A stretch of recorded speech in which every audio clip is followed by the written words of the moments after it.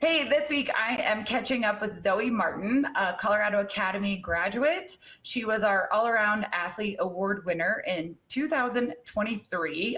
Zoe, I want to catch up with you. You are currently residing at the University of Michigan. You Yep. are entering your red-shirted freshman year, and you are a multi-sport athlete. Tell the crowd what two sports you are playing at the University of Michigan. I'm playing lacrosse and field hockey. Yes, and you started your season last year and had kind of an unfortunate experience, which is all too familiar with so many of our female athletes. Do you want to fill us in? Yes, so I actually ended up, unfortunately, tearing my ACL January 17th. So we were 4 days into preseason for lacrosse. So I obviously did not play lacrosse in this fall because I was playing field hockey. So my fourth practice back playing lacrosse, just got out of the conditioning period. I think it was second or third practice of like full play, and unfortunately tore my ACL. Can you tell me exactly how it happened? And did you know in that moment that it was torn? Yeah. So we were doing 1v1s, unfortunately. First I remember it was a Friday. I had early morning conditioning and then we had practice. So went out there, did some sprints for practice, went to do a 1v1, did 2 or 3, were totally fine. Went to dodge, stepped with my left leg and went to dodge back to my right hand and felt it just pop, completely roll on the ground, instantly crying, pain, like I didn't want to tell myself I tore my ACL, but I knew it. I was crying, like got up to walk, was wobbly, like ended up actually finding out I did the way that I tore it. Unfortunately, I also tore my MCL when I did it. Do you think that being injured and having to deal with that mentally and physically, also emotionally, that helped shape you or change your outlook, I guess, with how you show up for your team?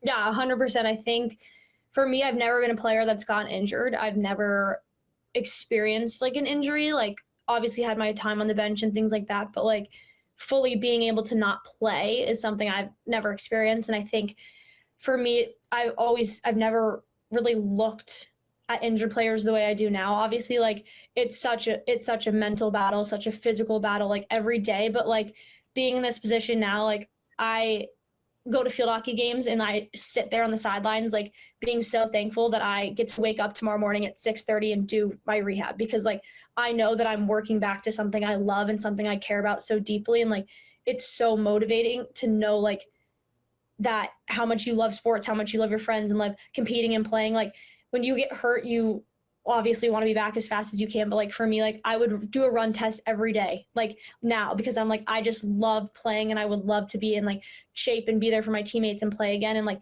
being here injured and not playing for 8 months is obviously has its challenges, but like I think it's totally changed who I am as a player and as a person. And I just have such a deeper like feel for sports and for my teammates and for my coaches. And like at the end of the day, like we're all just here having fun and enjoying it. And like I think you just learn a lot about yourself when you're not playing every single day.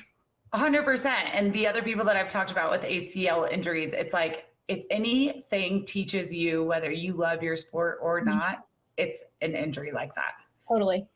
What do you think makes the University of Michigan unique from other schools that you looked at? Yeah, so I actually had no prior connections to Michigan, which if people are alumni or friends, like know there's a ton of like connections to Michigan everywhere. Like everyone on my class and my team has some connection, but I actually came up to University of Michigan. I was in 7th grade and I had a family friend who played field hockey here. She was from Colorado and she was like, oh, you should come to the camp. So I was like, okay, sure. Like I've never been to Michigan. Like I was just one of those fun, like middle school sleepover camps where you stay in the dorms, and, like do all the fun things. So came up for field hockey camp, really liked it. Kept like coming back being like, oh, I really liked Michigan. And then my sophomore year when I decided I wanted to play 2 sports, I heavily looked at Michigan. I came to a ton of camps, like loved the coaching staff. The head coach, who actually retired last year, Marcia Pankratz, did a 4 goals camp in Colorado, which she'd run a field hockey camp. So I would go to all of those, like try to see her, be around there.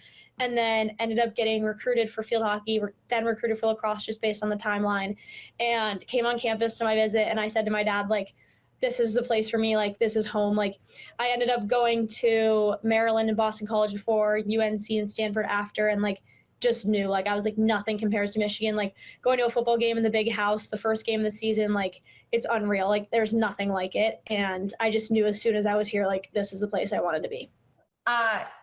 What are you doing right now to juggle and handle everything? What is your major? What are you majoring in? I am a business major too, on top of playing 2 sports.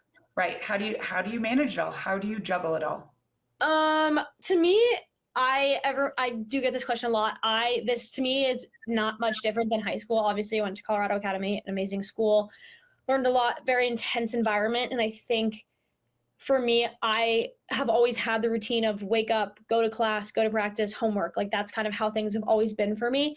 And Michigan has amazing resources. We get any tutor we need for any class at any time that we need. You just email your academic counselor, you're like, hey, can I have this tutor?